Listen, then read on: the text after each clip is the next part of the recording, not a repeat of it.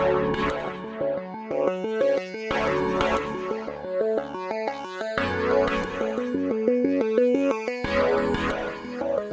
so I've only got a short amount of time, or rather there's a lot I would like to say, but I'm going to go straight into a summary slide to introduce who we are.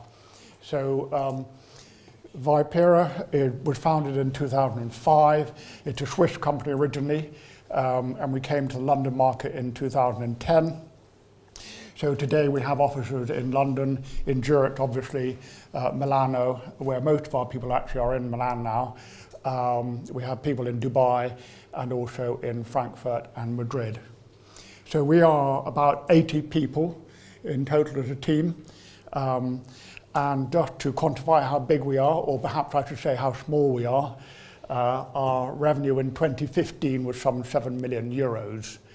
I will say, by the way, 2015 is a long time ago, but here we are at the beginning of a new year, and we haven't announced our 2016 results, so I'm precluded from talking about what happened in 2016 too much. But I will refer back to 2015, and I will refer back to our interim result to June of last year. So what do? We provide mobile banking solutions. That is to say, we provide banks, those are our customers, with the ability to offer their customers functionality in banking using your cell phone. So we can offer consulting services. We have a specialist team, particularly with very large databases for banks. We can provide bespoke solutions. We can host services. But a lot of the business, as you can imagine, is very traditional. Sell the software to a bank, license it, deploy it, configure it, and away they go. In terms of customers, we have customers in Thailand, so Islamic Bank of Thailand, Government Savings Bank. In the Middle East, we have, and actually we started in the Middle East in terms of winning customers. Mashreq, National Bank of Raja, and Mashreq, one of our larger customers. I will say that a lot of our customers I had never heard of before I worked for Vipera, so you may not have either, I don't know. But from our point of view, the fact is that some of these are very well known in their market, and also there are a lot of banks out there. So most of the world is not like the UK, where there's a small number of big banks. In very large parts of the world, there are a multitude of banks, and therefore, thankfully, a multitude of potential customers. Coming closer to home, in Europe, we have Deutsche Bank in Germany, pardon me, DZ Bank, BNP Paribas in France, Unicredit is an Italian bank, Intesa San Paolo, I'm sure you've heard of them, and last but not least, Visa and MasterCard. So the last two also tell you that we're not just dealing with banks and banking, but also cards and card schemes. So we started off in what is now called fintech, and fintech is the modern word for it. And obviously we start off originally with banking and then with cards. We're using mobile technologies which do continuously evolve. And more recently, we've been enabling data analysis and also engaging in solutions for retailers. And I'm going to elaborate on these to bring it alive with some use cases. I put this slide up here because I want to tell you that when we deploy a system, there's a big chunk of software which sits on our servers. So what we have is a platform which we call Motif, and with that platform we can then deploy various modules depending on what the client would like. So it might be a module for M-banking, card control, wallet, and so forth. And actually, although the majority of the work is on what goes on behind the scenes on a server, what is very important is the bit that the customer sees on their cell phone, the bit you see there. So we also have an in-house team who specialise in the look and feel and the user experience of using one of our apps. And just to be amusing, at the bottom you can see there an iWatch. We had one customer when iWatch came out who rang us up and said they would like to be the first to have banking on a watch, could we do it? So we quickly did that for them. But actually it wasn't that difficult. It sounds awfully good.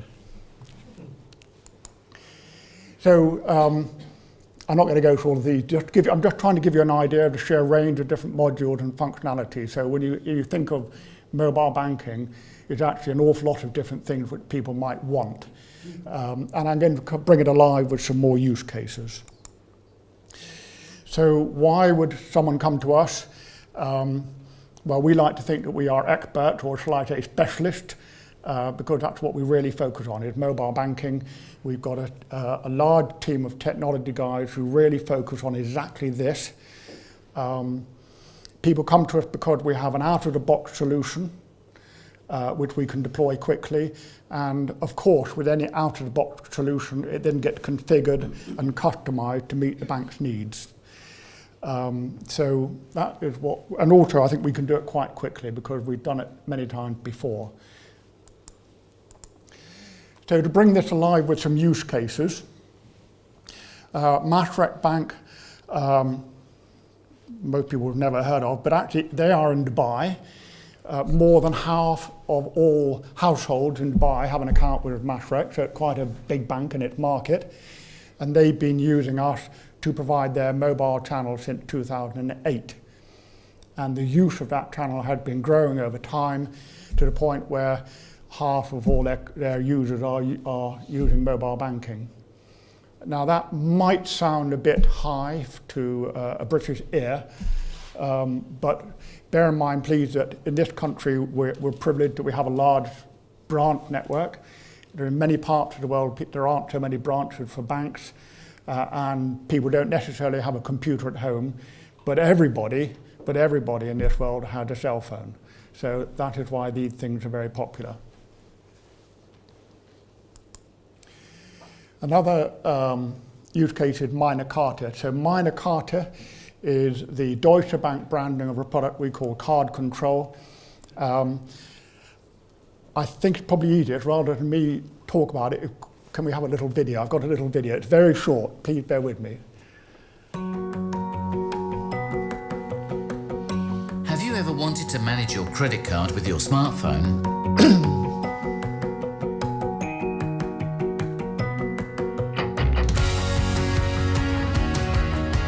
Card Control provides a simple and safe way to do exactly that. Card Control allows you to monitor one or several credit cards and shows you where your money goes.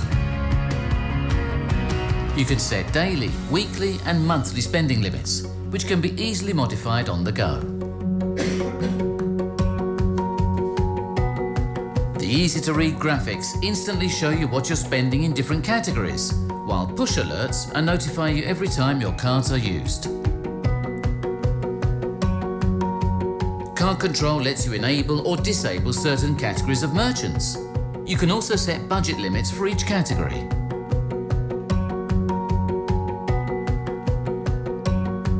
When you're traveling, you can use location control to enable and disable your card for specific destinations.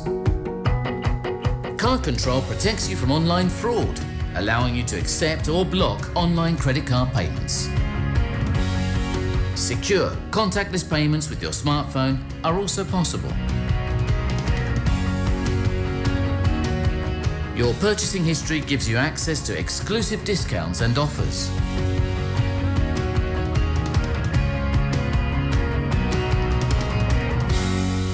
Card Control by Vipera.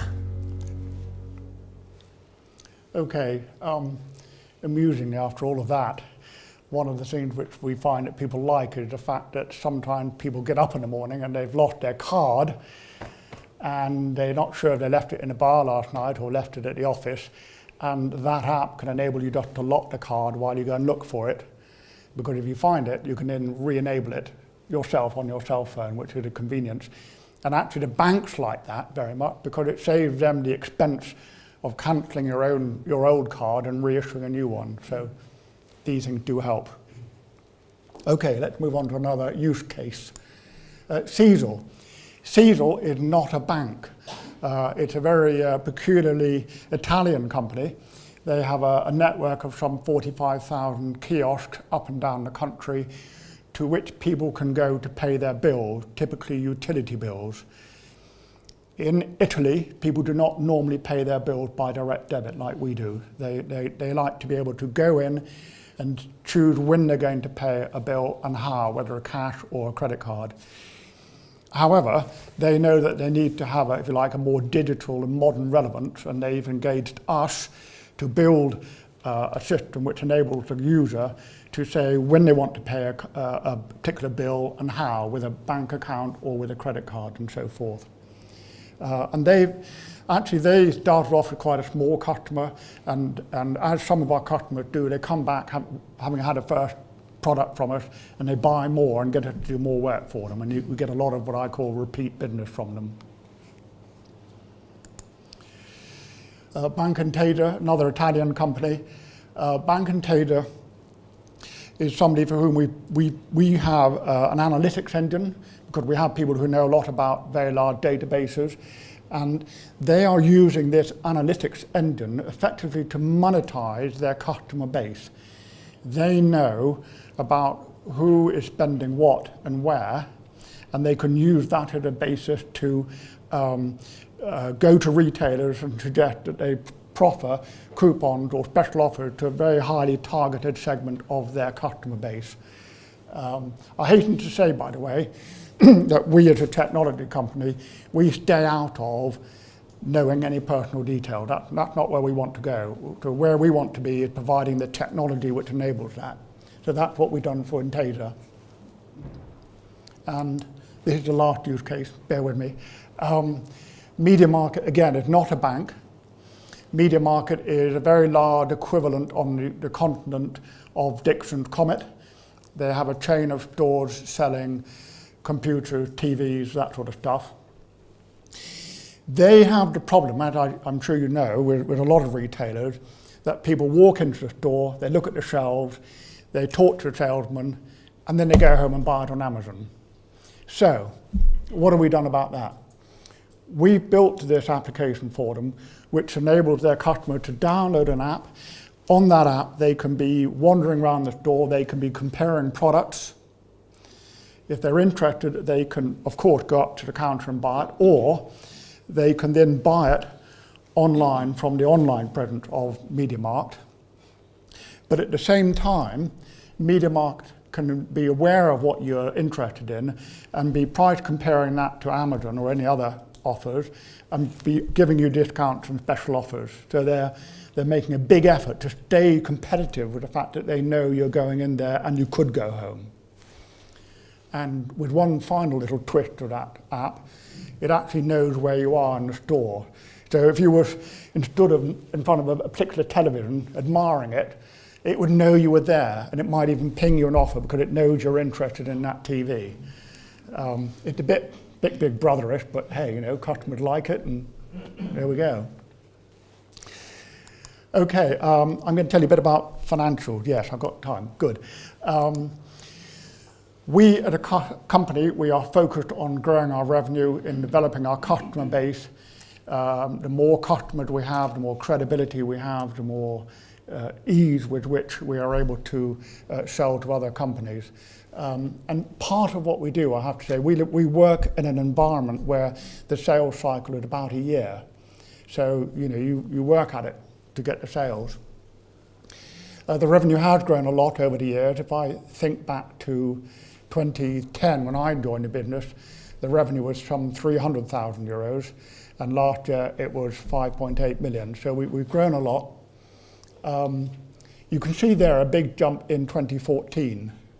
What happened there?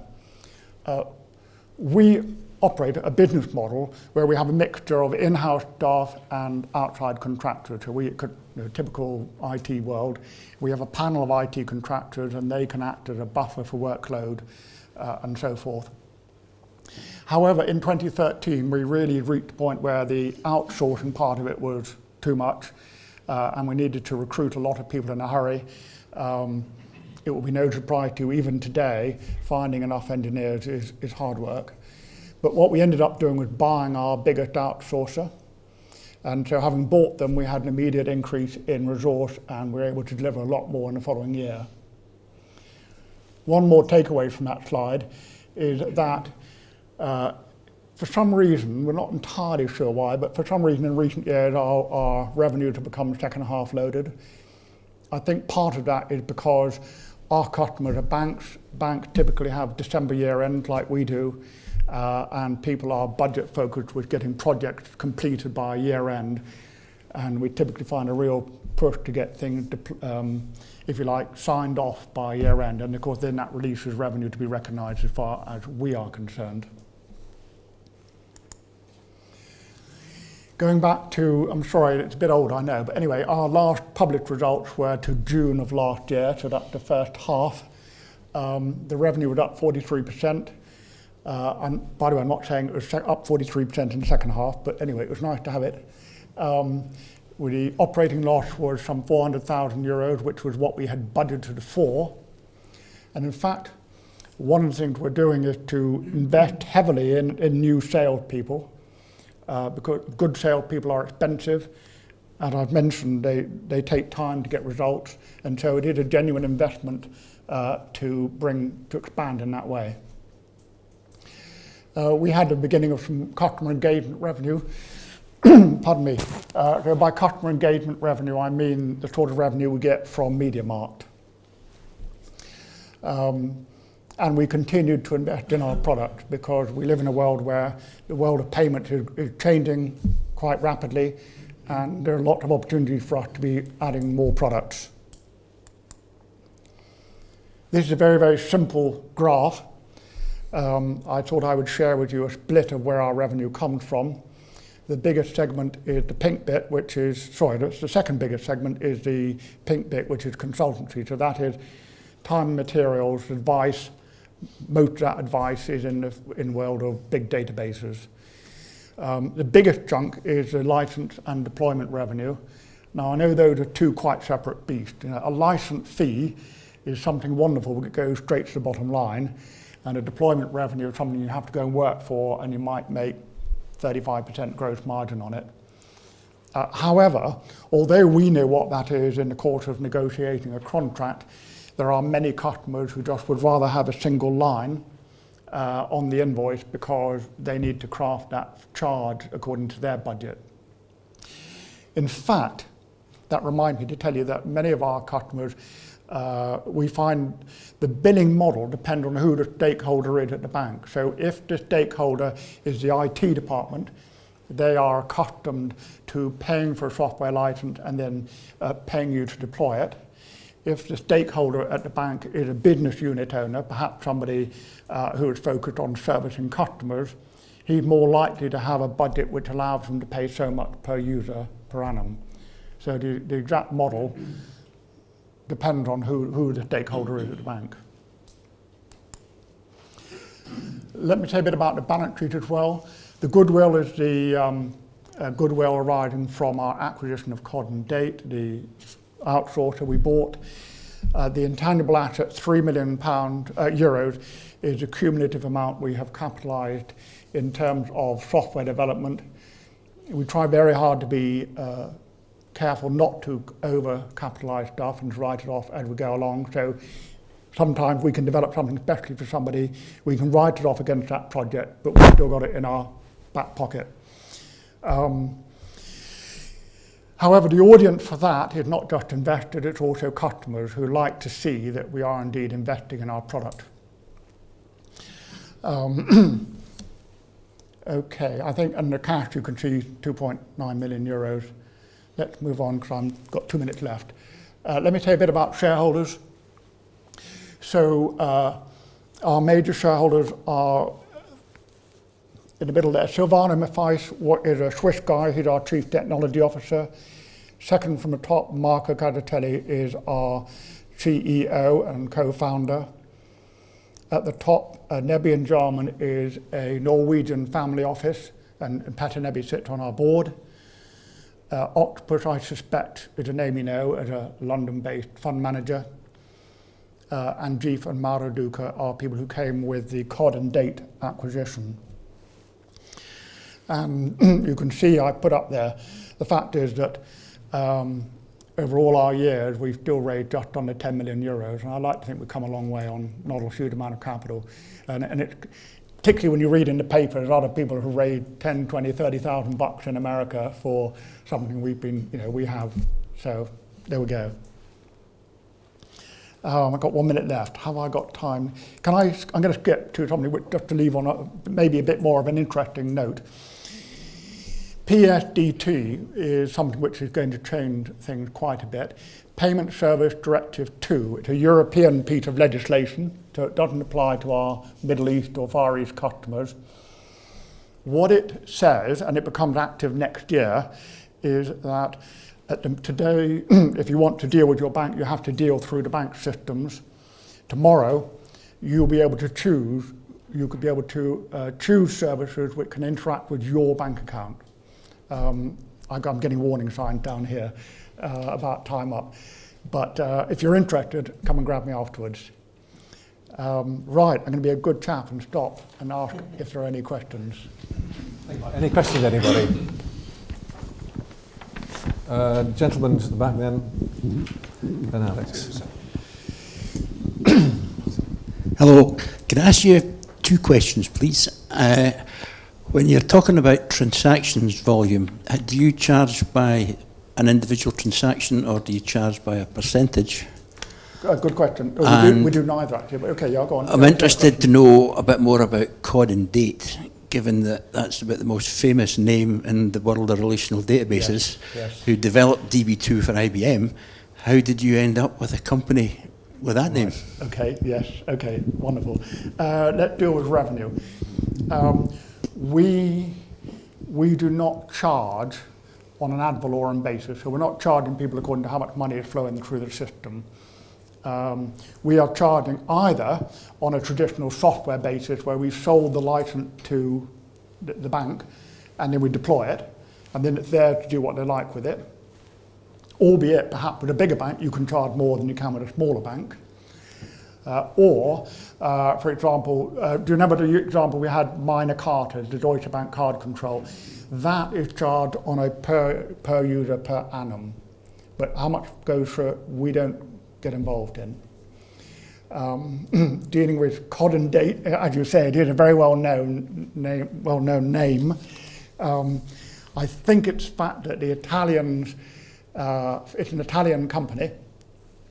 The Italian who had that company name were enthusiasts for very large databases, which is after all actually what they specialise in. So I suppose it's a mark of their admiration that they adopted the name. And we simply acquired them because they were our biggest outsource company, and it was a great means of grabbing a lot of extra people.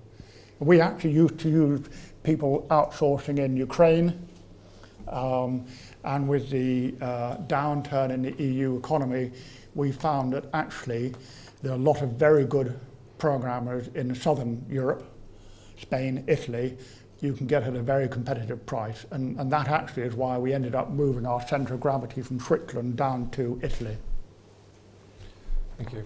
Alex. Thanks, Martin. Just a couple of quick questions. It's a very fast-growing sector. How do you stay ahead of your competitors? And the second question is, what is your cash burn and how are your cash balances at the moment? Are you looking to raise money at some point?